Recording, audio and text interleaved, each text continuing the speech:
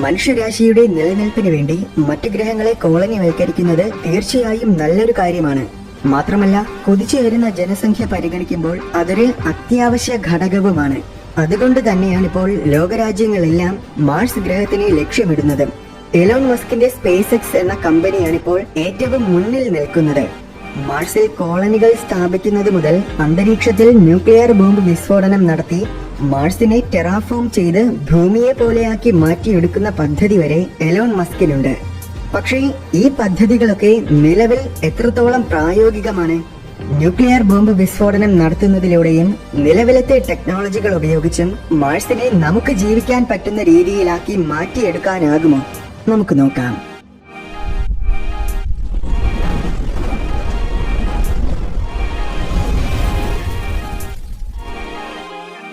Mars അഥവാ ചൊവ്വ ഗ്രഹത്തിൽ നമുക്ക് ജീവൻ നിലനിർത്താൻ പറ്റാത്തതിന് ഒരുപാട് കാരണങ്ങളുണ്ട്. അതിലൊരു പ്രധാനപ്പെട്ട കാരണമാണ് അന്തരീക്ഷം. ഭൂമിയുടെ അന്തരീക്ഷത്തിനേക്കാൾ 100 മടങ്ങ് കട്ടി കുറവാണ് ചൊവ്വയ്ക്ക്. ഒപ്പം അന്തരീക്ഷ സമ്മർദ്ദവും കുറവാണ്. അതുകൊണ്ട് തന്നെ ഇവിടെ ജലത്തിന് ദ്രാവക രൂപത്തിൽ നിലകൊള്ളാനാകില്ല. മാർസിൽ ഒരു കഷ്ണം ഐസ് എടുത്തു വെച്ചാൽ അലിഞ്ഞ ജലമാകുന്നതിന് പകരം അത് നേരെ നീരാവിയായിട്ട് മാറും. അതുമാത്രമല്ല, അന്തരീക്ഷത്തിൽ 95% കാർബൺ ഡയോക്സൈഡ് ആണ്, ഓക്സിജൻ ഒന്നുമില്ല. മാർസിന്റെ മറ്റൊരു പ്രശ്നമെന്നത് താപനിലയാണ്.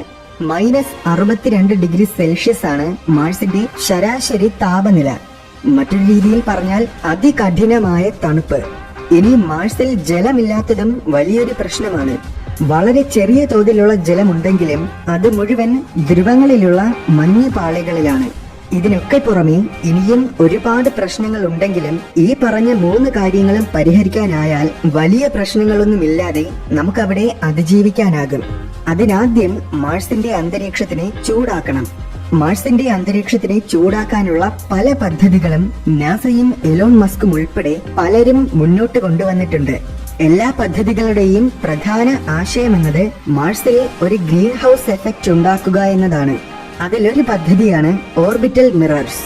200 കിലോമീറ്ററോളം വ്യാസവും 2000 ടൺ ഭാരവുമുള്ള സൂര്യപ്രകാശത്തിനെ നല്ല രീതിയിൽ പ്രതിഫലിപ്പിക്കാൻ കഴിയുന്ന വളരെ വലിയ കണ്ണാടികൾ ചൊവ്വ ഗ്രഹത്തിന് ചുറ്റും സ്ഥാപിച്ചാൽ അതിൽ നിന്നും പ്രതിഫലിച്ചു വരുന്ന സൂര്യപ്രകാശം കാരണം ചൊവ്വയുടെ അന്തരീക്ഷം ചൂടാകാൻ തുടങ്ങും. ഇത് വളരെ സുരക്ഷിതമായ നല്ലൊരാശയമാണ്. പക്ഷേ ഇതിനൊരു വലിയ പ്രശ്നമുണ്ട്. എന്താണെന്നാൽ ഇതുപോലെ ലക്ഷക്കണക്കിന് കണ്ണാടികൾ ഉണ്ടെങ്കിൽ മാത്രമേ വേണ്ടത്ര രീതിയിൽ മാർസിനെ ചൂടാക്കാൻ കഴിയൂ. അത്രയും കണ്ണാടികൾ അവിടെ എത്തിക്കുക എന്നത് പ്രായോഗികമായിട്ടും സാമ്പത്തികമായിട്ടും വളരെ വളരെ ബുദ്ധിമുട്ടുള്ള കാര്യമാണ്. ഇതുപോലെ മറ്റൊരാശയമാണ് ആസ്റ്ററോയിഡ്സ്. വലിയ ഉൽക്കകളെ മാർസിലേക്ക് ദിശ തിരിപ്പിച്ചു വിട്ടാൽ അത് വന്നിടിക്കുന്നതിന്റെ അനന്തരഫലമായിട്ട് മാർസിന്റെ അന്തരീക്ഷം ചൂടാകും.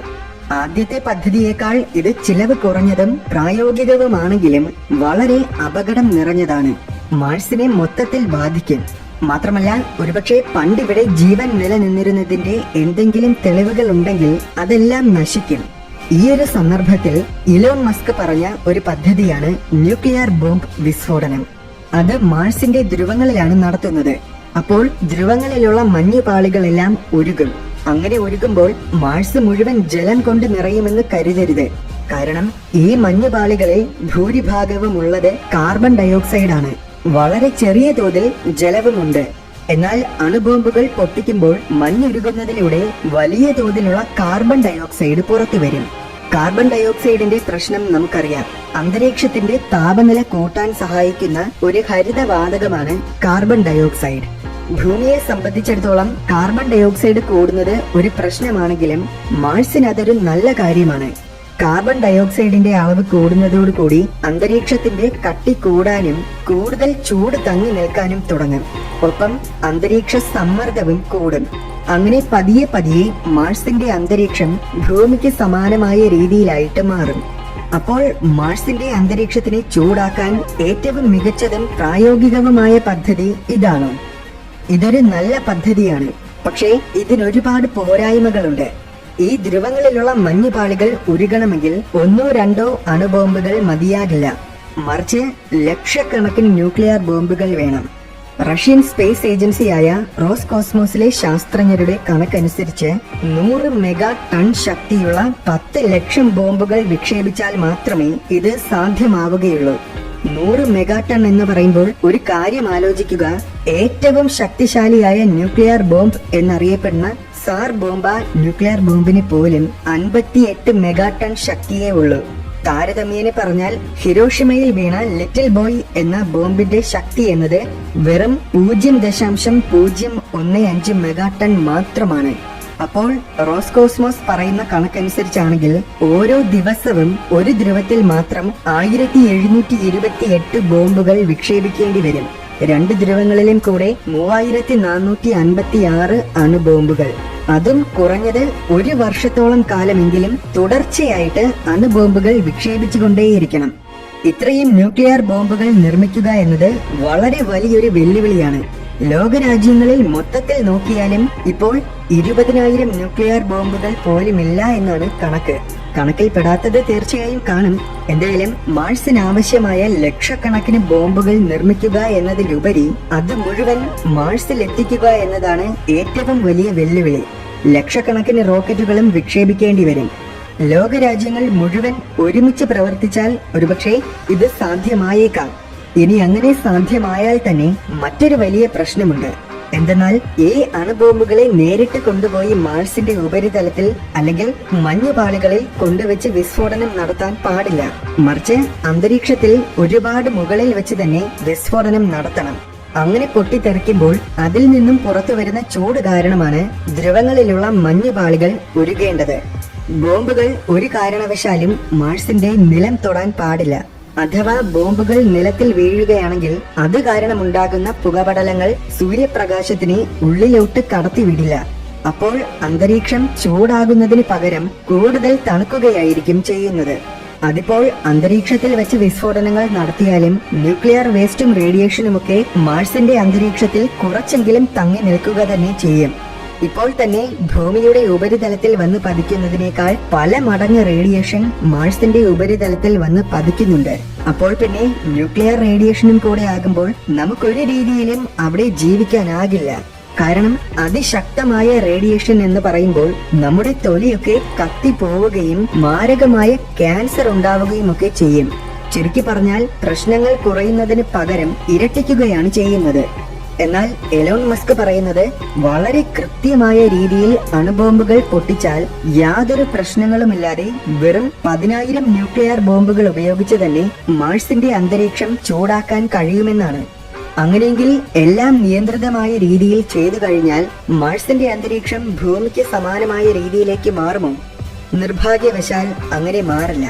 2018 നടത്തിയ ഒരു ഗവേഷണത്തിൽ പറയുന്നത് മാർസിന്റെ ധ്രുവങ്ങളിലെ മഞ്ഞുപാളികളിലുള്ള കാർബൺ ഡയോക്സൈഡിന്റെ അളവ് തീരെ കുറവാണ്. ഈ മഞ്ഞ് മുഴുവൻ ഉരുകി കാർബൺ ഡയോക്സൈഡ് എല്ലാം അന്തരീക്ഷത്തിൽ എത്തിയാലും ഇപ്പോഴവിടെയുള്ള അന്തരീക്ഷത്തിന്റെ 8 മടങ്ങ് കട്ടി മാത്രമേ കൂടുകയുള്ളൂ. അതൊരു വലിയ വ്യത്യാസമായിട്ട് തോന്നിയാലും അത് ഭൂമിയുടെ അന്തരീക്ഷത്തിന്റെ 10% കട്ടി പോലും ആകുന്നില്ല എന്നതാണ് യാഥാർത്ഥ്യം. ഈ ഒരു വ്യത്യാസം മനുഷ്യർക്ക് ഒരു രീതിയിലും ഉപകാരപ്പെടില്ല. ഇതിനൊക്കെ പുറമെ അവിടെ ഓക്സിജനും ജലവുമില്ല. മനുഷ്യർക്ക് അവിടെ അതിജീവിക്കണമെങ്കിൽ ഇത് രണ്ടും വളരെ അത്യാവശ്യമായ ഘടകങ്ങളാണ്. എന്തായാലും ചൊവ്വയുടെ മണ്ണിൽ ഏകദേശം 1% കാൽഷ്യം പെർക്ലോറേറ്റ് ഉണ്ട്. ഈ പദാർത്ഥം മനുഷ്യർക്ക് ആരോഗ്യത്തിന് വളരെ ഹാനികരമാണ്.